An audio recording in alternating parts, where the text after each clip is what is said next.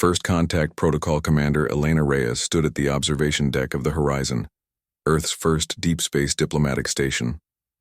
The massive structure orbited at the edge of the Sol system, constructed as humanity's formal reception point for galactic visitors.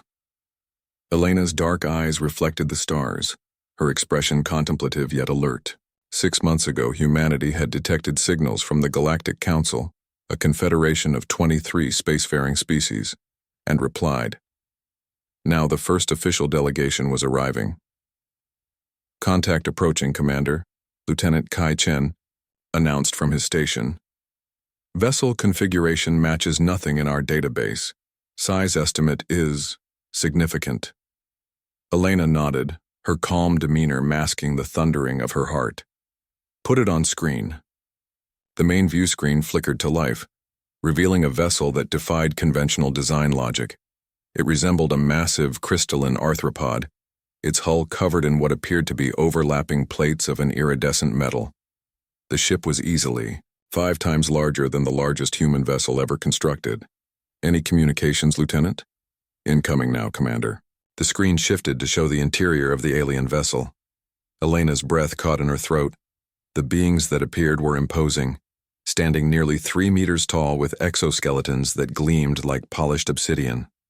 4 arms extended, from torsos that tapered to narrow waists, and their heads featured multiple pairs of compound eyes that glowed with an inner amber light.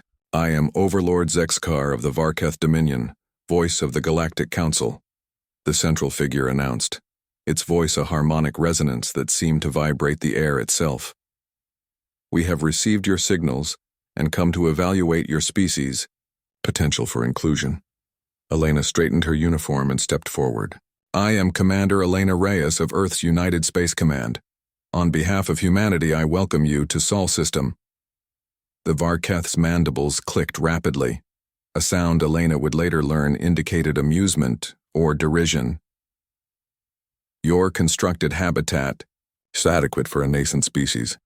We request docking permissions to proceed with formal assessments. Granted, Overlord. Docking Bay 3 is prepared for your arrival. As the communication ended, Elena turned to her senior staff. Remember the protocol. We present as diplomatic, cooperative, and, most importantly, unremarkable. Intelligence suggests the Varketh respect only species they consider equals. We need more information before revealing our full capabilities. Dr. Sanjay Patel, the station's xenobiologist, approached with a tablet. Commander, preliminary scans indicate the Varketh possess an exoskeletal structure with tensile strength, comparable to our advanced carbides. Their homeworld must have extraordinary gravity and environmental pressures, which means they'll underestimate us, Elena concluded. Good. Let them. 30 minutes later, Elena stood with her welcoming delegation as the massive airlock doors parted. Overlord Zexkar ducked to enter the human space, flanked by 6 Varketh warriors. Up close, they were even more intimidating. Their exoskeletons, featuring natural ridges and protrusions that resembled organic armor. Humans. Zexkar's voice reverberated through the chamber. You are smaller than anticipated. Elena smiled diplomatically. We come in many shapes and sizes, Overlord. May I introduce my team? The introductions proceeded with the Varketh showing minimal interest in the human specialists.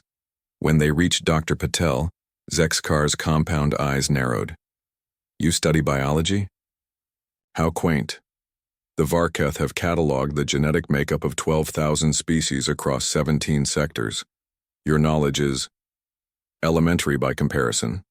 Dr. Patel maintained his professional demeanor. We're eager to learn from those with greater experience, Overlord. As is appropriate, Zexkar responded, mandibles clicking rapidly. Your species' homeworld.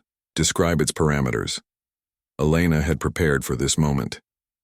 Earth is a terrestrial planet with moderate gravity, abundant liquid water, and a nitrogen-oxygen atmosphere. Our average temperature ranges from sub-zero to approximately 40 degrees Celsius depending on region and season. A comfortable world, Zexkar said dismissively. Such environments produce weak species. One of the Varketh warriors stepped forward, its posture aggressive. Overlord, these humans show no natural defenses, no claws, no armor plate, minimal musculature. How did they survive to develop technology? A question we often ask ourselves. Elena replied with a careful smile. We've had to be creative. The meeting continued in the station's conference room, designed to accommodate various physiologies. The Varketh settled uncomfortably into reinforced chairs as Elena's team presented information about human culture, technological achievements, and governmental structures. Your species appears to lack unified leadership, Zexkar observed. The Galactic Council requires a single voice to represent planetary interests. We have a united Earth government for interstellar matters, Elena explained. Internally, we maintain cultural diversity through regional self-governance. Inefficient, the Overlord dismissed. The Varketh achieved dominance through unity of purpose. Your fractured approach explains your slow technological development. Elena maintained her diplomatic facade despite the condescension. Different. Evolutionary paths lead to different societal structures, Overlord. The tension in the room steadily increased as the meeting progressed. The Varketh asked increasingly pointed questions about Earth's military capabilities, resource management, and population control methods. Elena deflected where necessary, provided sanitized information where possible, and carefully avoided revealing Earth's true classification. Then came the incident. One of the Varketh warriors, apparently bored by the proceedings, began examining a display of Earth artifacts. It reached for a small glass sculpture, a delicate representation of Earth's double helix DNA structure. Please don't touch that, Lieutenant Chen said politely. It's quite fragile. The warrior turned, mandibles clicking in derision. Fragile, like your species. Before anyone could react, the warrior deliberately knocked the sculpture from its stand. Lieutenant Chen moved with instinctive speed, diving forward to catch the priceless artwork before it shattered on the floor.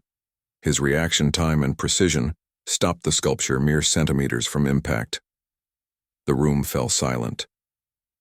The Varketh stared at Chen, compound eyes widening slightly. Impressive reflexes, Zexkar said slowly. For a soft-world species. Elena stepped forward. Lieutenant Chen was a gymnast before joining Space Command. An athlete. Indeed. The Overlord's tone shifted subtly. Your world classification in the preliminary reports, Class 6, I believe, a standard terrestrial environment? That's correct, Elena replied, her heart rate accelerating though her expression remained neutral. Earth's true classification, Class E, 12 Deathworld, remained one of humanity's most closely guarded secrets since detecting alien transmissions. Only a handful of species evolved on such extreme worlds, and intelligence suggested they were either respected or feared throughout the galaxy. The meeting concluded with the Varketh requesting extensive data transfers about Earth's biosphere, which Elena promised to provide after proper security protocols. As they prepared to return to their ship, Overlord Zexkar approached Elena privately. Commander Reyes, I sense there is more to your species than is apparent.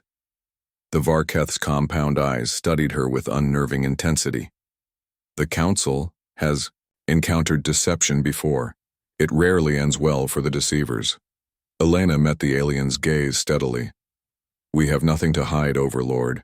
We simply wish to find our place among the stars. Every species has its place, Zexkar replied. The question is whether humans will accept theirs, or need to be shown it. After the Varketh departed, Elena called an emergency meeting with her senior staff.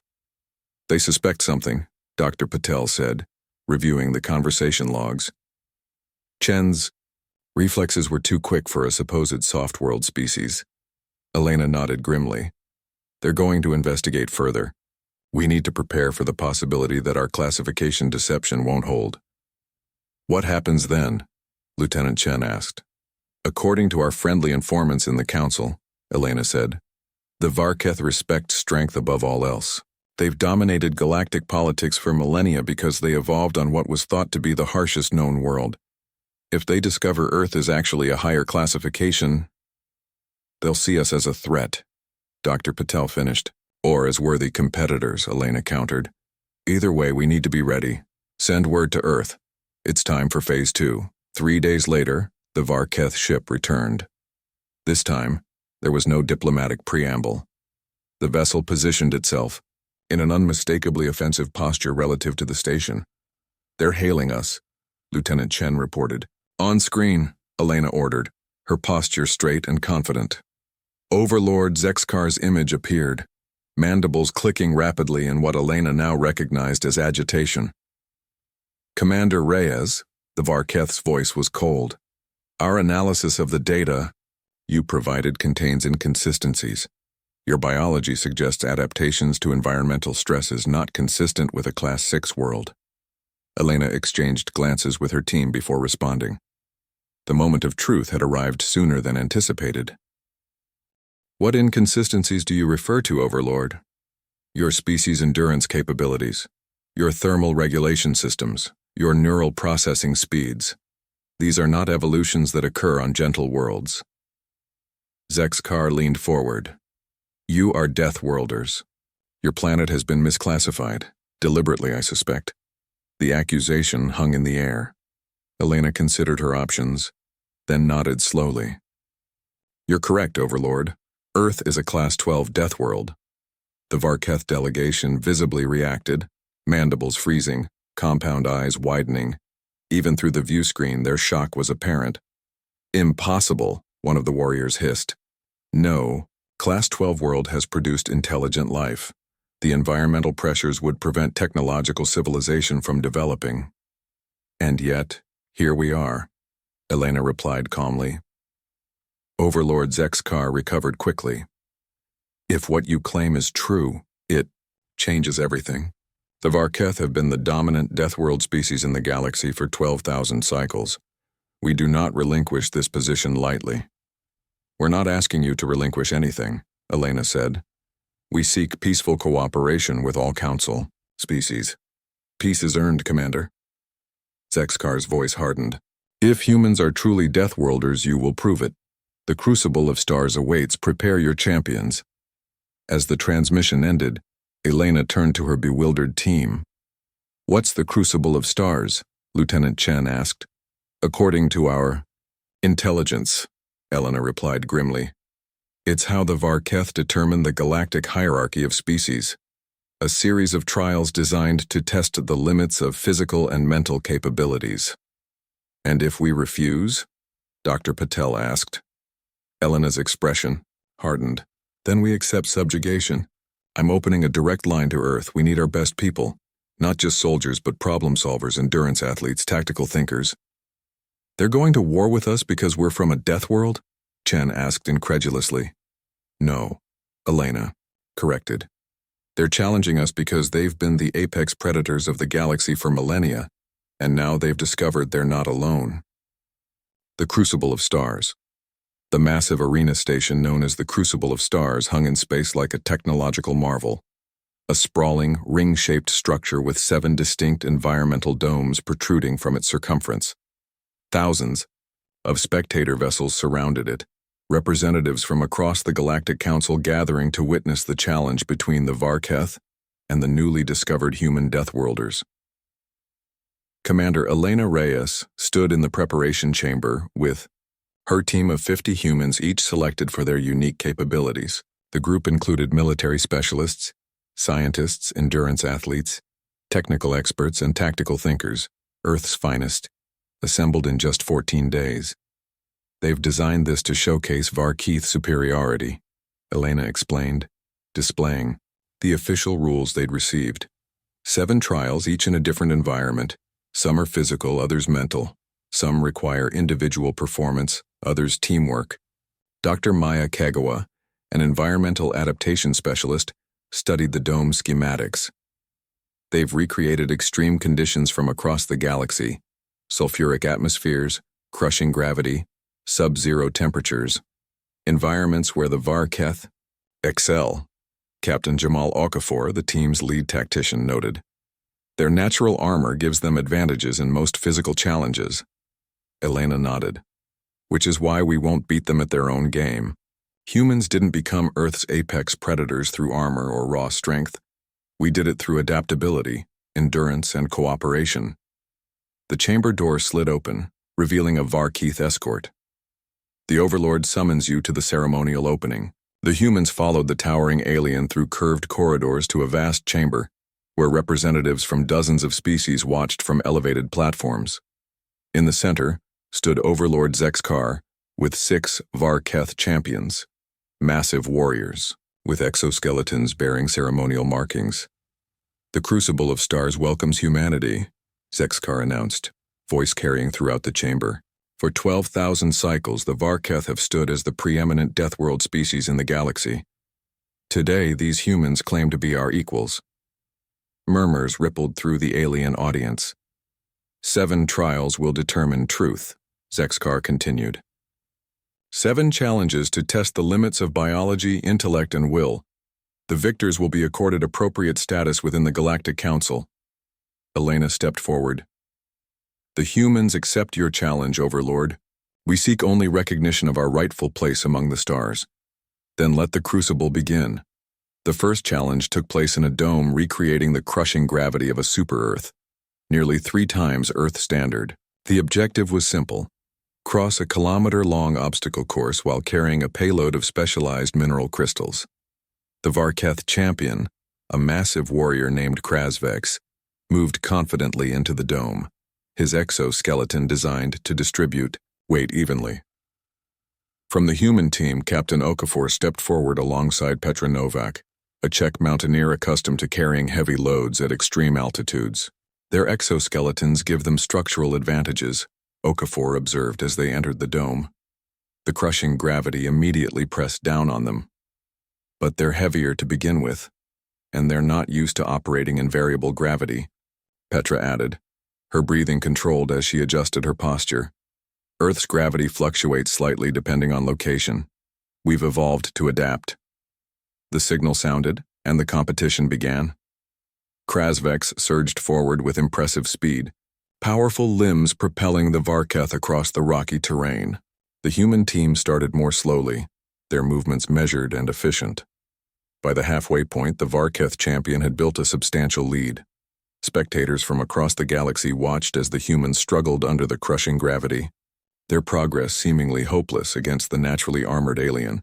But then something changed. Krasvex began to slow, movements becoming labored.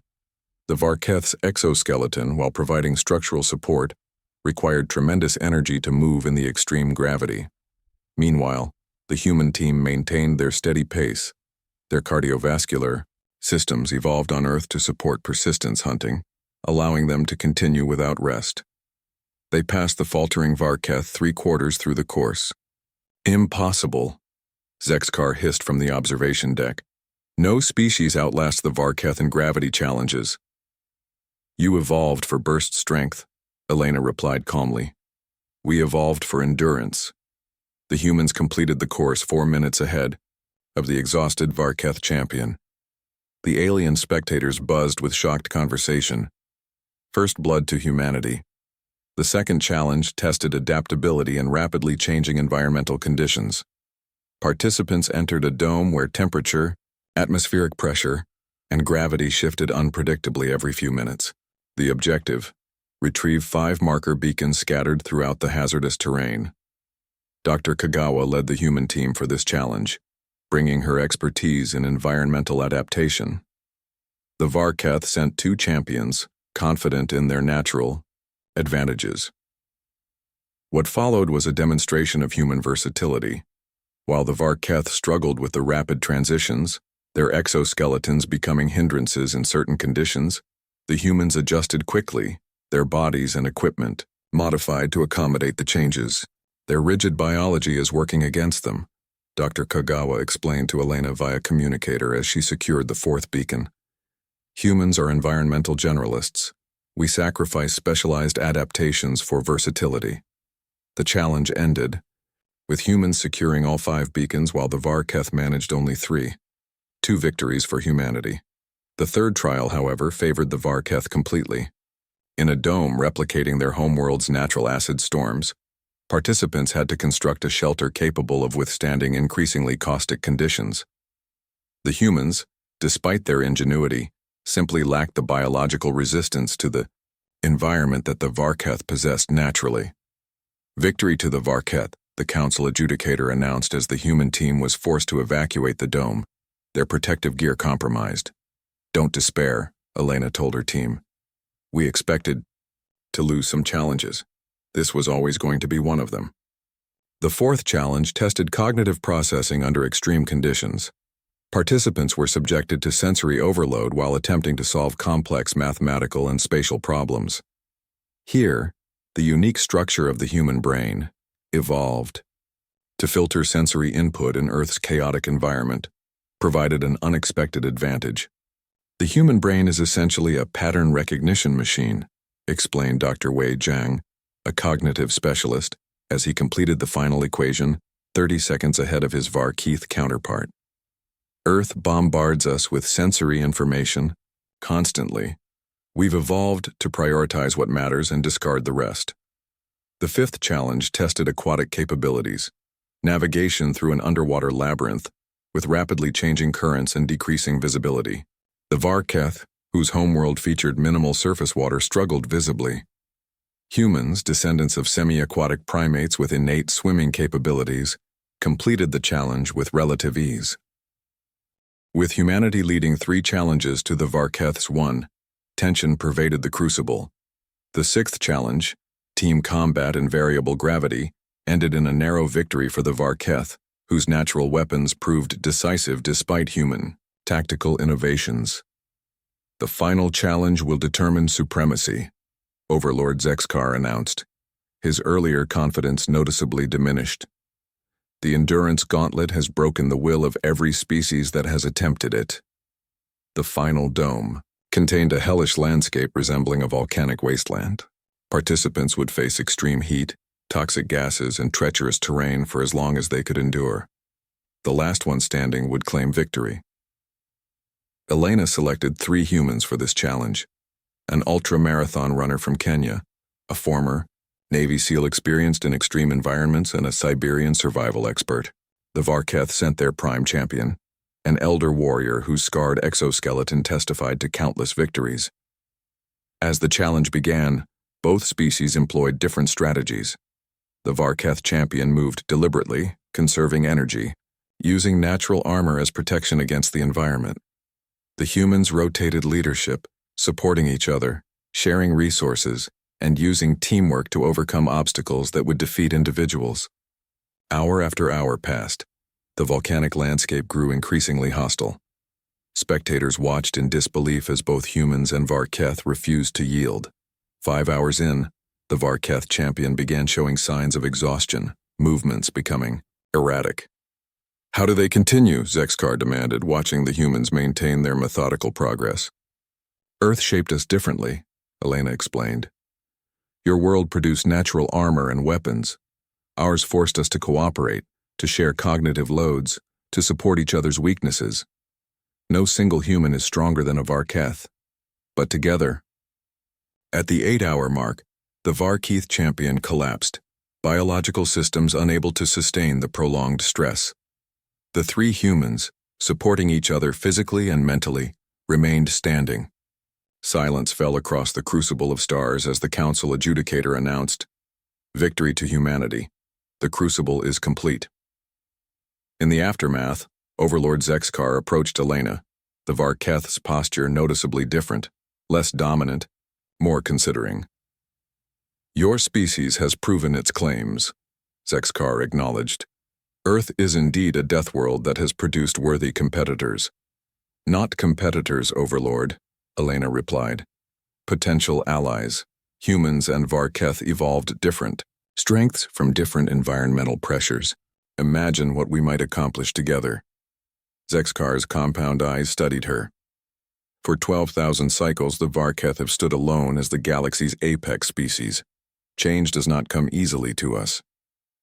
"It doesn't come easily to anyone," Elena said. "But adaptation is what Deathworlders do best." The Overlord's mandibles clicked slowly. A sound Elena now recognized indicated thoughtful consideration rather than derision. "Perhaps there is wisdom in your words. The Galactic Council has functioned with Varketh guidance since its inception. Now it may benefit from additional perspectives. 1 month later, Commander Elena Reyes stood before the assembled Galactic Council, the first human to address the gathered representatives of 23 spacefaring civilizations. Behind her stood Overlord Zexkar, the Varketh leaders present symbolizing the remarkable shift in galactic politics. Humanity comes before you not seeking dominance but partnership, Elena began. We have proven our capabilities in the HFY Crucible of Stars, demonstrated that Earth's harsh conditions have forged us into a species worthy of respect. She paused, looking around at the diverse assembly. But the greatest lesson of the Crucible wasn't that humans are strong or clever or adaptable, though we are all these things. The greatest lesson is that different evolutionary paths produce different kinds of strength. The galaxy needs both the Varketh's power and humanity's innovation, both our species' perspectives. Overlord Zexkar stepped forward. The Varketh acknowledge humans as fellow Deathworlders, worthy of equal status within the Council. We propose the formation of a joint leadership committee to guide Council affairs, combining our species' unique strengths. The Council chamber erupted in discussion as representatives absorbed the unprecedented proposal. For the first time in 12,000 cycles, the Varketh were voluntarily sharing power. Later, as the historic session concluded, Zexkar approached Elena privately. Your species surprised us, Commander. We believed ourselves unique in the galaxy. The universe is vast, Elena replied. There's room for more than one kind of apex species. Indeed, the Varketh agreed. And perhaps that is the most valuable lesson of all. The Varketh have ruled through strength for millennia, but there are different kinds of strength. Together they looked out at the stars visible through the Council chamber's massive viewport, the same stars that had tested both their species, through the crucible of evolution, forging them into survivors capable of crossing the void between worlds. Different paths, Elena said quietly. Same destination. The Varketh's mandibles clicked in what Elena now recognized as agreement. The stars await us both.